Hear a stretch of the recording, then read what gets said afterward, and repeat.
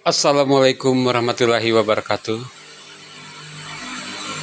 Selamat pagi buat rakyat jelata, buat para pembenci korupsi, ya, jika ada ya. Ya saya yakin pasti ada lah ya.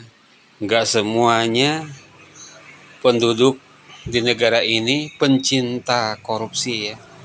Tapi pasti ada yang membenci korupsi ya. Saya nggak tahu jumlahnya berapa, persentasinya berapa. Tapi saya yakin ada. Pagi-pagi buta begini kita udah bicara masalah korupsi.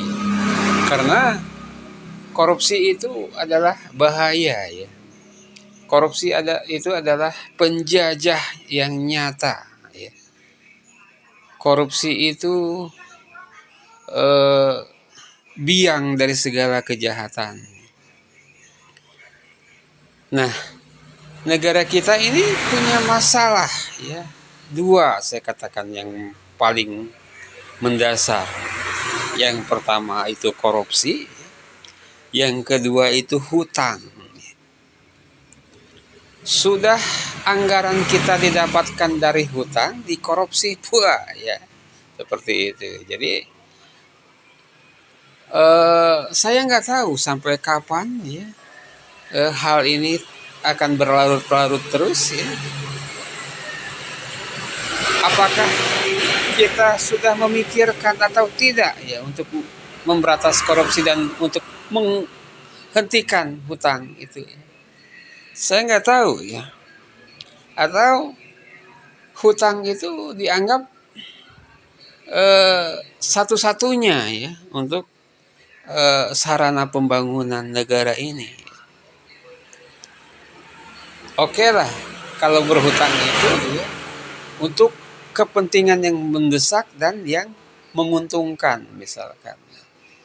Tapi kalau yang tidak mendesak seperti tol Sumatera ya, seperti kereta cepat monorail dan segala rupanya itu, saya katakan pembangunan yang belum saatnya ya. Kita tahu Amerika membangun, Jepang membangun, Cina itu luar biasa ya pembangunannya. Tapi mereka udah siap dananya ya, udah siap tenaga kerjanya, ya. Udah siap segala sesuatunya, teknologinya. Ya. Sementara kita untuk bangun kereta cepat aja berhutang sampai 90 tahun lebih. Nah, kita berharap ya kita membuka mata hati kita ya.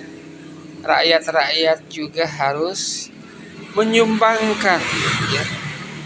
Harus ada sumbangsih pikiran ya untuk mendesak pemerintah ya untuk berpikir yang lebih cerdas atau berpikir yang lebih realita ya terhadap pembangunan ke depan. Kalau enggak ya tahun 2045 ya nggak akan ada banyak perubahan ya.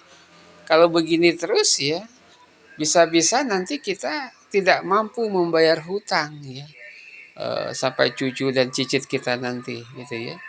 Apa yang terjadi ya chaos dan bangkrut negara ini kalau tidak mampu membayar hutang dengan bunga tinggi seperti itu. Jadi eh, kita sebagai rakyat jelata ini sudah sepantasnya ya memikirkan politik, memikirkan kemajuan bangsa ya, menyumbangkan ya pikiran-pikiran dan ide-ide ya yang ada di pikiran kita ya. Nggak peduli kita petani, buruh ya, tukang bangunan, jika kita berpikir punya inisiatif untuk membangun negara ini ya kita sampaikan ya kita desak pemerintah kita ya satu masukan ya kementerian ke depan ya. Saya katakan kementerian selama ini masih banyak yang di bawah 10% ya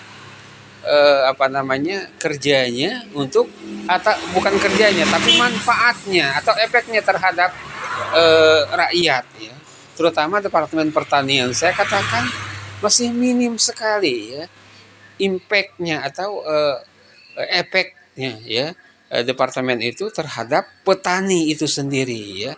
Jadi kedepannya ya marilah kita membangun negara ini sesuai proporsinya ya.